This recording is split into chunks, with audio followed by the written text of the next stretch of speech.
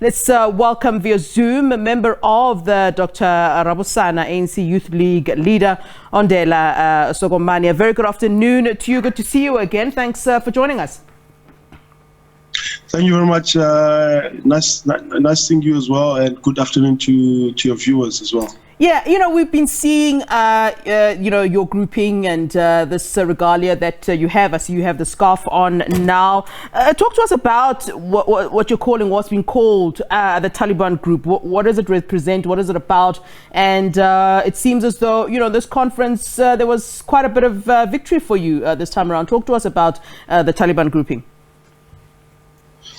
Well, if you read about the history of the Talibans, you then begin to establish and appreciate the fact that they're a grouping that arises out of extreme injustices following the lack of an ability by an official or supposed official state to establish a consistent rule of law.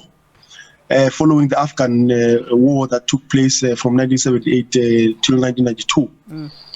Now, within the South African context and in the context of what we are faced with both in the ANC and in the country, and more particularly within the context of KZN, the Talibans are a grouping of comrades who espouse a genuine renewal of the African National Congress, a renewal of the ANC that is not anchored on perjury of comrades, a renewal of the ANC that does not have a head of state and the president of the ANC, whom, for instance, during last year's riots in July, who puts out very dangerous statements to say it's ethnic mobilization. Because the issue that we're faced with within the ANC is that you have a grouping of people whom identify and purport themselves to be flag bearers of the ANC's unity and renewal program.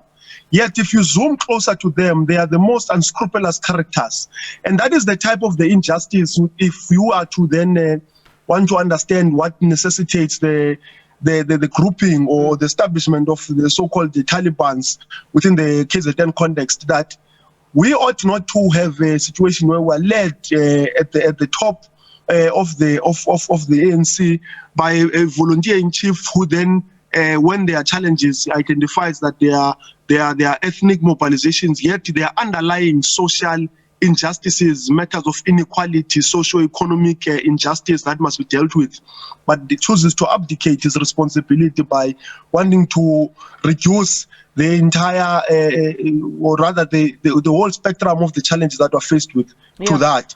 So the Talibans are a breath of fresh air. A grouping of comrades who are former leaders of the ANC Youth League in the main, and comrades whom are still young, whom have a zeal to really do justice in terms of transforming and changing the material conditions of the people of KwaZulu-Natal. Just like your Adiwele grouping in Gauteng and your Malia grouping to have been in the Eastern Cape. And all those comrades then, they are a generation of comrades who are former leaders of the Youth League who seek to really espouse an organic renewal of the African National Congress that is anchored on transforming and changing the material conditions of our people Ondela, within the societies. When you talk about, when we're talking about groupings, and you talk about Adiwele, for example, in Gauteng, and now your group, the Taliban grouping, one would then argue that, then we are talking about different factions. But you have been at pains to say you find it actually, I'm trying to quote you here, you said that you find it actually quite demeaning, the fact that people have said that there are factions, that there are groups, and it doesn't mean that where there are different views that there are factions, but one, from where we're standing from the outside, it does seem as though where you do see these groupings within one organization, it points to what one can perceive as a faction. So why can't we see this as some sort of a faction? And who do you stand for? Who are you supporting in all of this? Because it does seem as though there are indeed factions within the party. Well, there are indeed factions in the ANC, and we ought not to demonize the existence of factions in the ANC.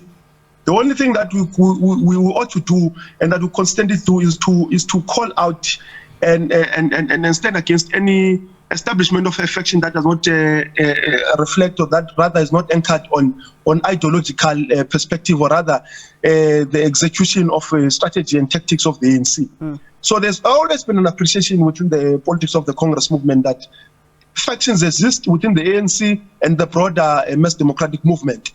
The only issue that we've been met with in this particular term of office of the ANC National Executive Committee is that factions have been demonized at every interval where you have had branches, you have had members, and you have had supporters of the ANC trying to hold accountable the leadership collective that is led by President Cyril Ramaphosa. They have been demonized, they have been marginalized, they have been pushed to the sidelines, and they have been patched, because we must be continuously kept on the loop that in 2017 we elected a National Executive Committee that is led by Moses, who will take us to the promised land. Yet today we sit here and the 2 liter of cooking oil is 120 rands, and we sit here with a 27 rand a liter of petrol. So the issue has always been about the difference in execution of the strategic tactics, and with the full appreciation that the ANC is a broad church organization. So whether you have communist beliefs, whether you're supposedly a nationalist, you subscribe to African nationalism, or you are more lenient towards the right, you are welcome within the ANC. And so the issue is that factions, quite frankly, have been demonized, because in the recent past they've not been about the differences in the ideological belief. It's just been about who do you support more, who must not be held accountable, who must just be allowed to do as they please every other time they wake up and choose to take decisions that are detrimental to the aspirations of South Africans. All right. So we concede and we agree that there are indeed factions in the organization. The only difference is what those factions seek to represent.